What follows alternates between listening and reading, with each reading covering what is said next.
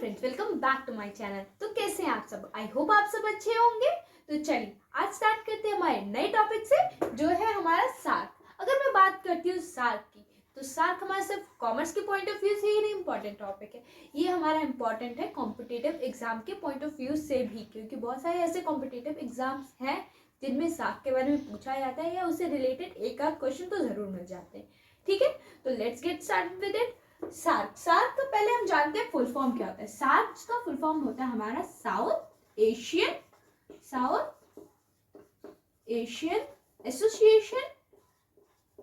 Association for regional corporation.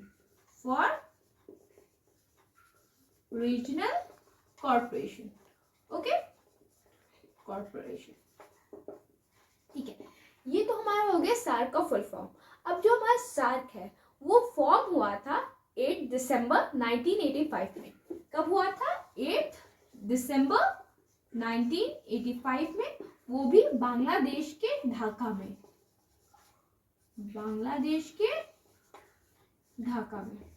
ठीक है,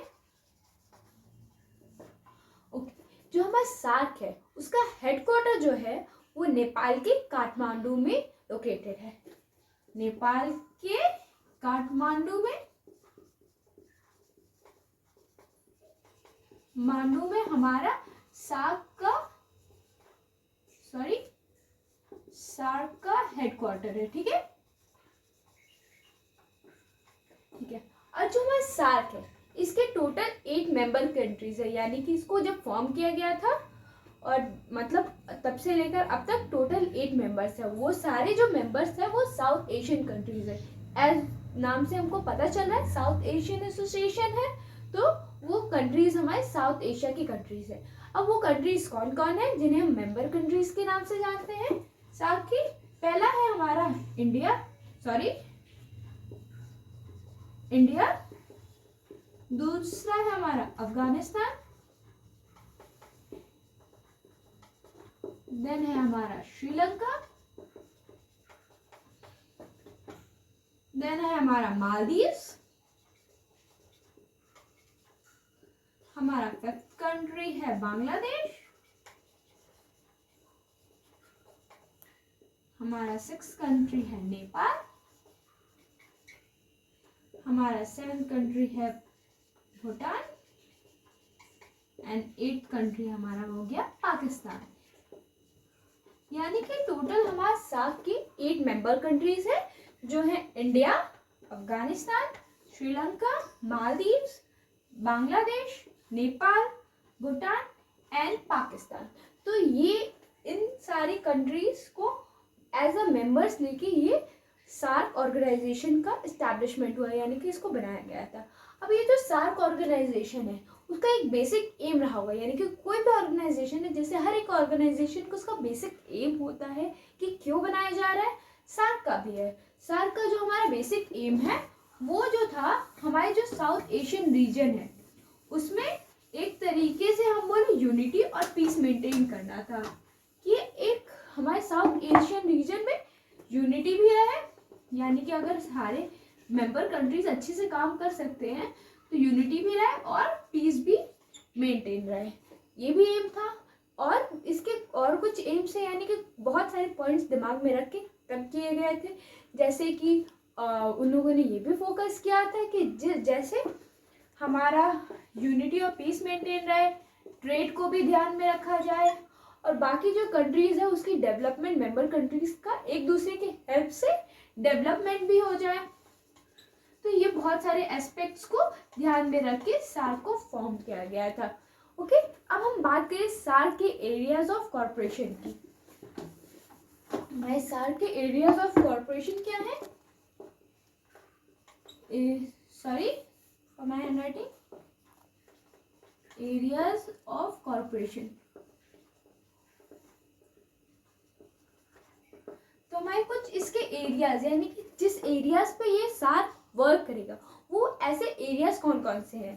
तो जैसे कि हमारे कुछ एरियाज जो है मेन एरियाज है, जैसे ह्यूमन रिसोर्स डेवलपमेंट पे फोकस था इसका, और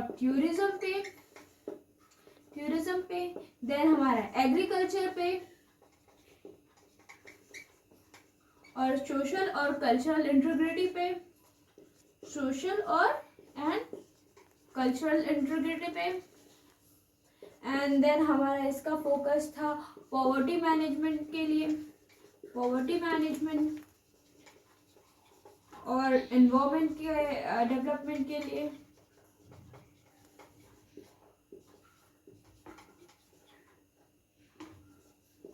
एनवायरनमेंट के डेवलपमेंट के लिए और एजुकेशन के लिए। इसके और अलावा भी बहुत सारे इसके एम थे, यानी कि ऐसे एरियाज थे जिसपे सार्क को वर्क करना था। यानी कि ओवरऑल अगर हम बात करें तो एक सोसाइटी, यानी कि ये एक ऐसा ऑर्गेनाइजेशन बनाया गया जिसके थ्रू जो मेंबर कंट्रीज है उनका डेवलपमेंट हो सके और वो एक साथ अच्छे से वर्क कर सके। ठीक है, तो इसका ये जो एरियाज है इसके अलावा और बाकी अदर एरियाज थे। ठीक है, और अब हम आते हैं हम सार्क के ऑब्जेक्टिव्स पे, यानी कि इसके क्या मेन, हर एक कॉर्पोरेशन को या फिर कोई भी ऑर्गेनाइजेशन को बनाने का कोई ऑब्जेक्टिव होता है, यानी कोई एम होता है जिसके कारण उसको बनाया जाता है।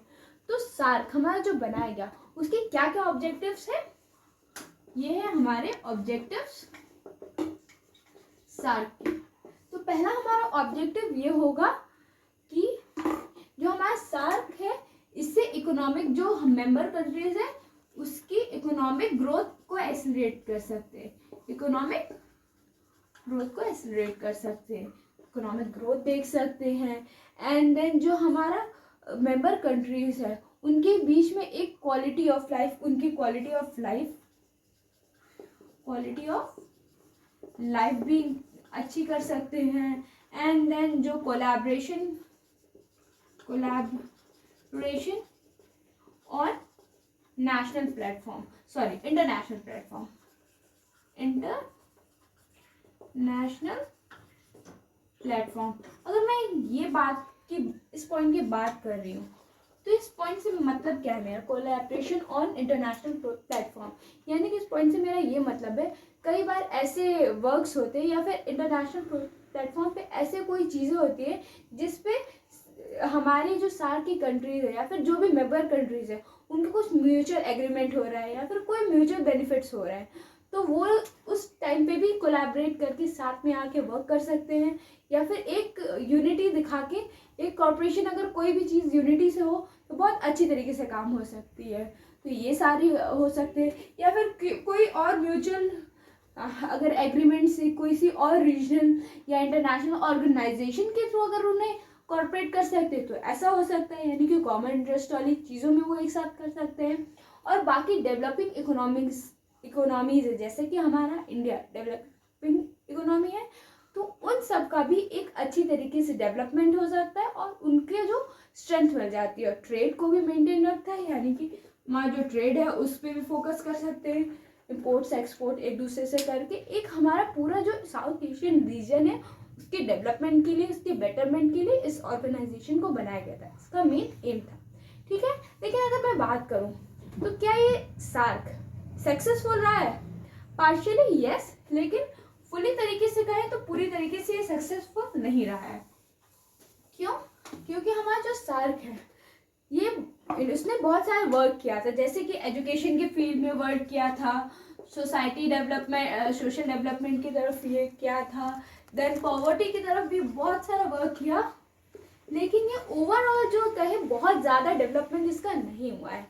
और हमारे जो इसके ना डेवलपमेंट होने का, और अब जो है हमारा सार्क है कुछ टाइम से बहुत ज़्यादा ही वर्किंग उसका बहुत स्टॉप हो चुका है। क्यों?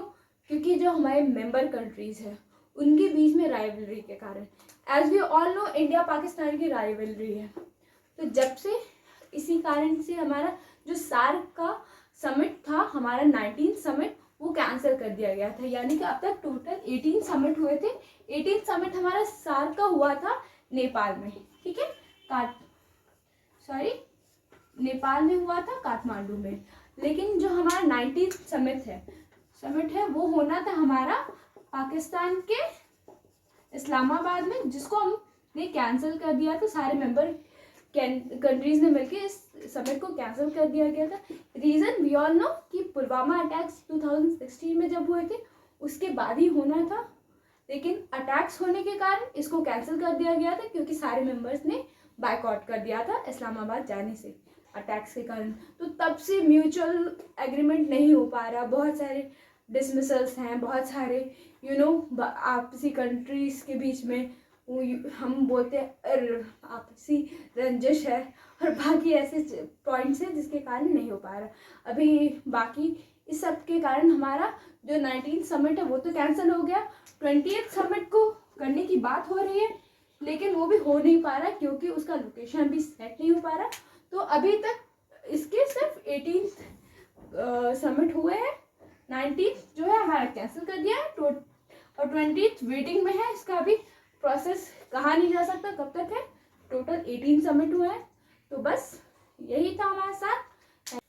तो ओके, आई होप आप सबको ये टॉपिक समझ में आया होगा।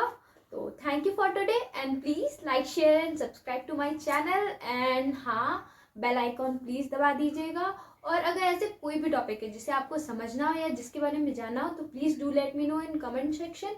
एंड हाँ, फॉलो मी ऑन इंस्टाग्राम, आप वहाँ पे भी आप डीएम कर सकते हो अगर आपको ऐसा कोई टॉपिक है जिसे आपको जानना है या फिर आप चाहते हो कि मैं नेक्स्ट वीडियो उस पर बनाऊँ। Thank you.